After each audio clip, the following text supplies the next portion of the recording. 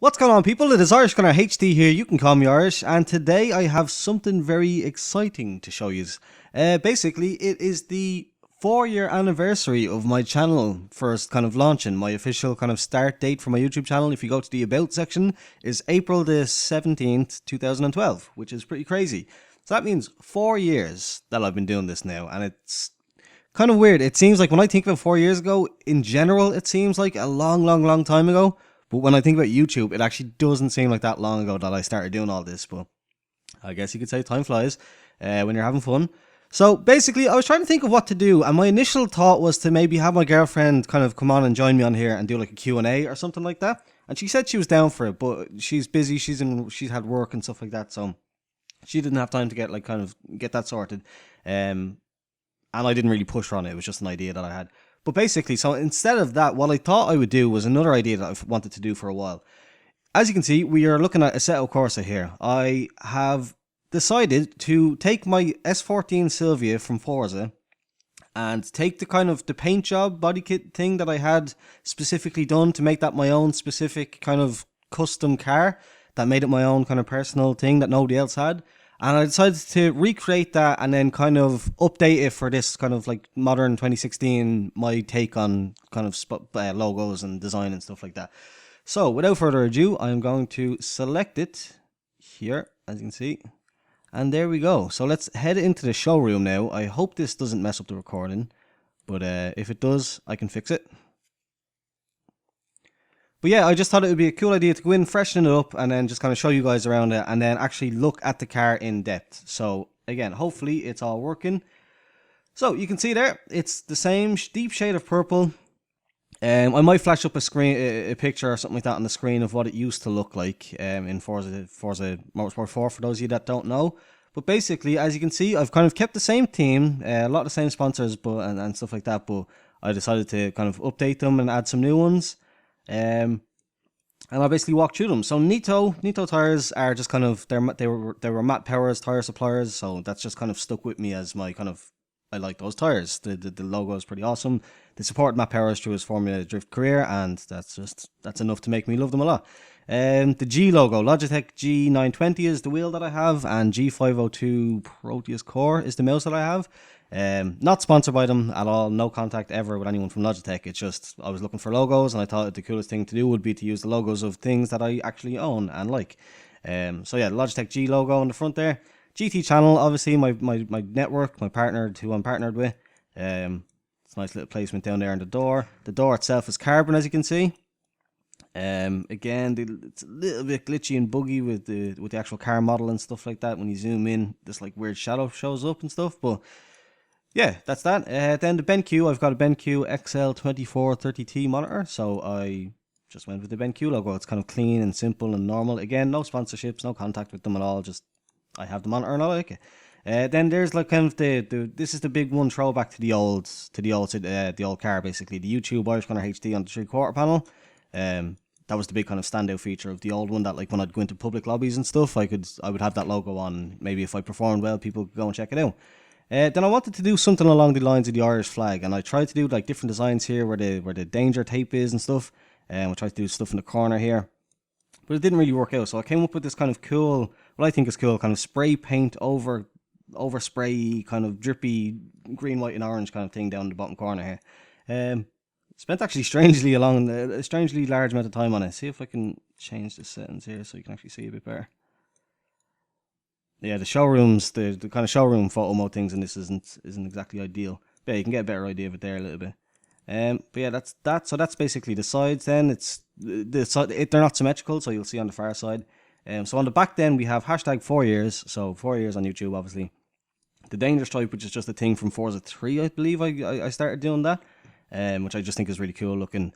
The YouTube Irish Gunner HD logo, and then GT channel over the exhaust, Nitto again, Logitech G logo. It's all just about getting the placement right, having them look like they fit and they don't like just aren't hanging off the side somewhere, like having them fit and be centered and nice looking. And then obviously my girlfriend's name there in the bottom left corner, just like again, just to make it personal. And then we come over to the other side. So you can see here, we'll start at the front again, Logitech G logo. I like the grey kind of temporary quarter panel kind of thing over fender, that look that gives. like the kind of primered, unpainted thing. So I stuck with that. Again, the GT channel logo, BenQ, Irish Gunner HD, and then hashtag COYS, which stands for Come On You Spurs. If you didn't know, I'm a massive Tottenham Hotspur fan. We are really in with a good shout. Like, it's slim, but it's a decent shout for winning the English Premier League title. We're talking about soccer or football here, if you don't know. This year for the first time in my lifetime, so I have to show the support there. The rear roof spoiler is carbon, as you can see. And then we come around to the front, where it's just the Nitto logo and the Irish Gunner HD YouTube logo, the same as the old car. And then I just did this on the bonnet or hood or whatever you want to call it. So if I just kind of place it, wait for it. The camera's kind of awkward. Right, so I don't know if you know what this is, but it's basically a screenshot from a game called Firewatch. Sorry, I was going to say Overwatch. The game it's a gorgeous game, basically. The appearance of it and stuff like that is fantastic. It's just, basically, it's technically a walking simulator, but it's very, very good fun.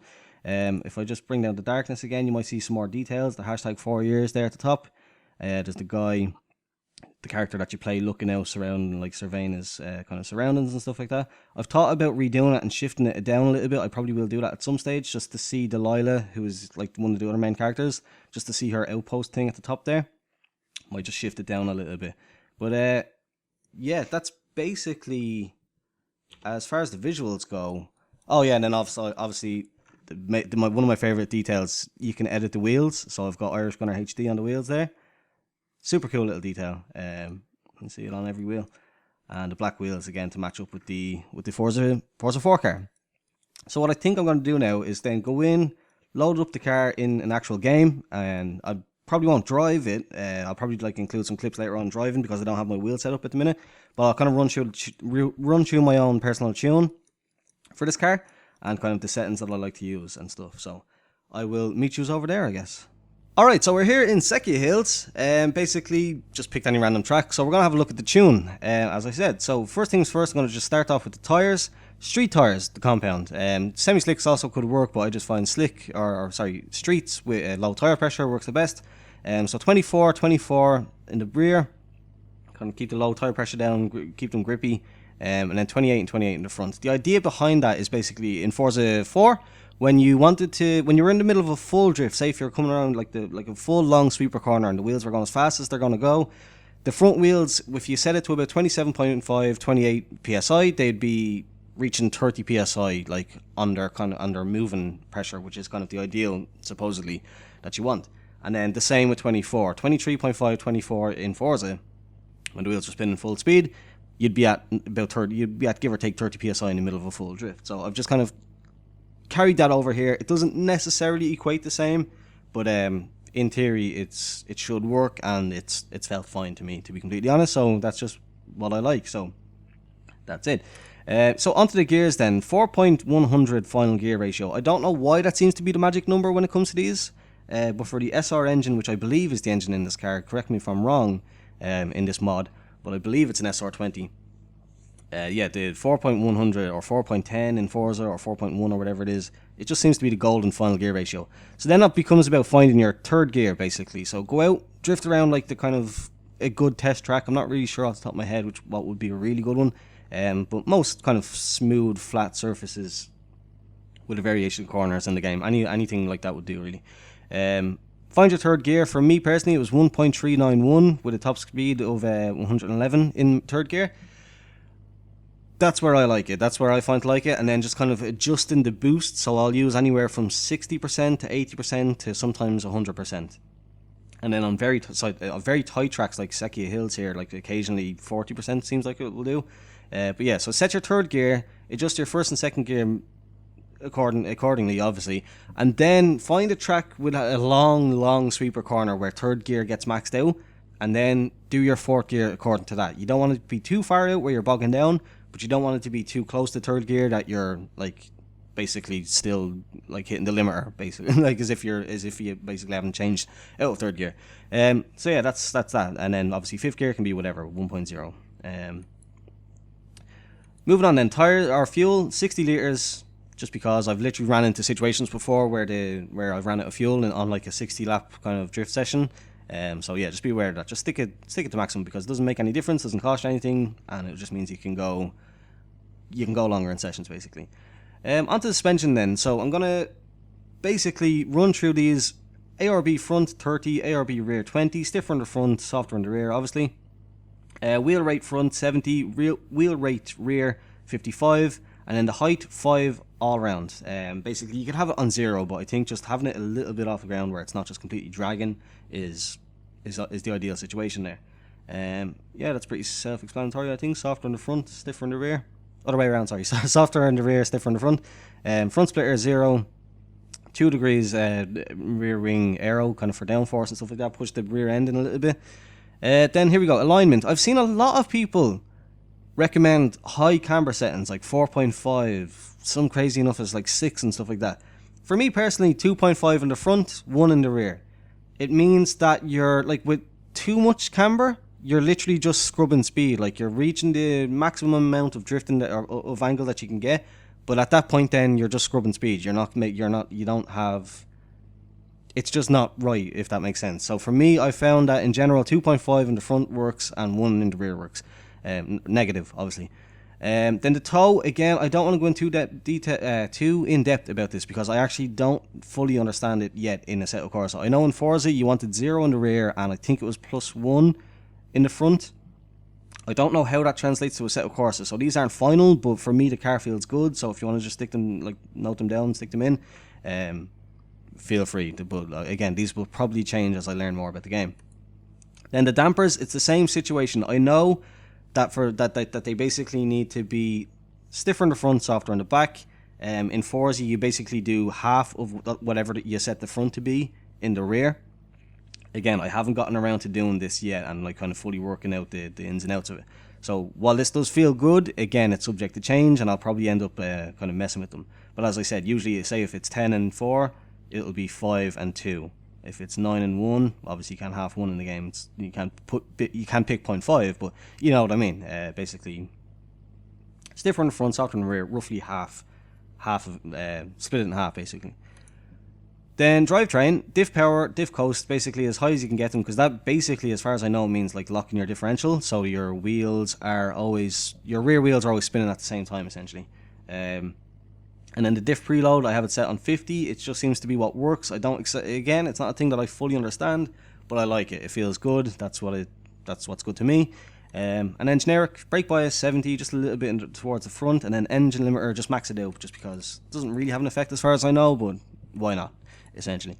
But that's it. The car, as you'll see, I'll flash it up on screen here, the kind of the details of the car.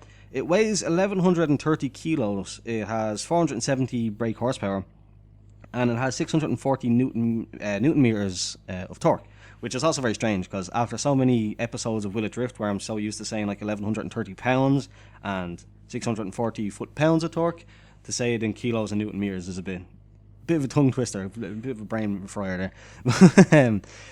Yeah, that's it. Like, it's a nice car. It's one of my favorites. I really like the JZX 100.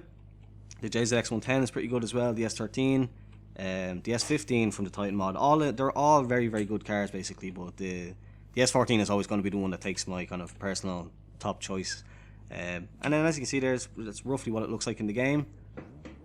I don't have my wheel plugged in, so I can't actually go. I was going to try and pull it out into the light so we could see it a bit better, but yeah, that's about it. I just want to wrap it up there and just say, if you've stuck with me since the start, which I know at least one person has, I know that there's a guy out there, Luca MSA,